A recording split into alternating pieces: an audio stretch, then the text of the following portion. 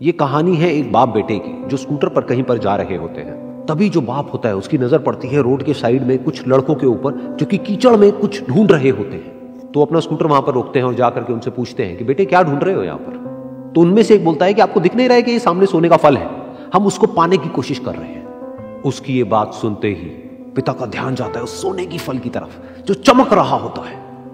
फिर उनके माइंड में कुछ इमेजिनेशंस बनने लग जाती हैं कि काश ये जो फल है ये मेरे बेटे के पास में आ जाए तो ना सिर्फ उसकी बल्कि मेरी भी जिंदगी बदल जाएगी। तो बिना सोचे समझे अपने बेटे को धक्का मार देते हैं उस कीचड़ में और बोलते हैं कि तुझे किसी भी कीमत पर वो फल लेकर के आना है। लेकिन बेटे को वो फल नहीं चाहिए होता है, उसके अपने कुछ और ही सपने होते हैं।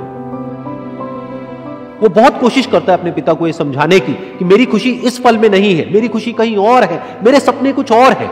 लेकिन उसके पिता उसकी एक नहीं सुनते हैं। वो उसको धक्का मारते हैं उस कीचड़ में और बोलते हैं कि मैं तुझसे पूछ नहीं रहा हूं, तुझे बता रहा हूं कि तुझे वो लेकर के आना है। तो वो बेटा भी अपने बाप के सपने को सच करने के लिए अपनी पूरी जान लगा देता है और पूरी कोशिश करता है कि किसी तरीके से उस सोने का फल उसके हाथ में आ जाए।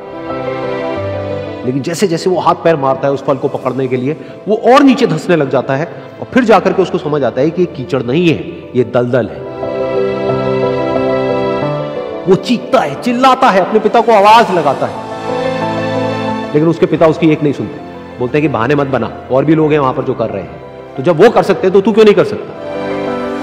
तो एक बार वो फिर से कोशिश करता है और अपनी पूरी जान लगा देता है, लेकिन उसके बाद भी उसके हाथ में कुछ नहीं आता है और वो धीरे धीरे नीचे धंसता चला जाता है और मर जाता है।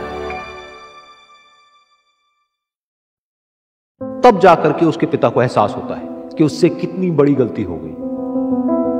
वो वहीं बैठ करके रो रहा होता है, चीख रहा होता है, चिल्ला रहा होता है। तभी वहां पर एक साधु आता है और वो साधु उस आदमी से पूछता है कि तुम क्यों रो रहे हो। फिर वो आदमी उस सोने के फल की तरफ इशारा करते हुए उस साधु को अपनी पूरी बात बताता है और बोलता है कि इसमें मेरी क्या गलती है, मैंने तो जो कुछ भी किया अपने बेटे की खुशी के लिए किया।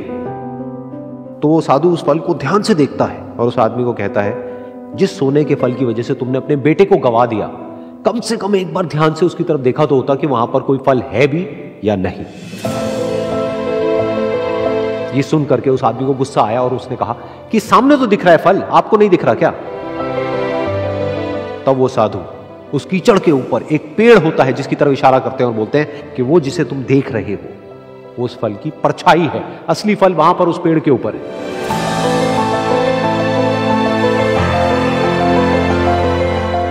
फिर वो साधु उस आदमी को बोला कि अपने बेटे को जबरदस्ती धक्का देने की बजाय और उसको बताने की बजाय कि तेरी खुशी किसमें है, अगर तुमने उससे पूछा होता कि बेटा तू बता तू क्या करना चाहता है और तेरी खुशी किसमें है, तो ना सिर्फ तुम्हारा बेटा जिंदा होता बल्कि हो सकता है कि उसके हाथ में वो असली सोने का फल भी होता।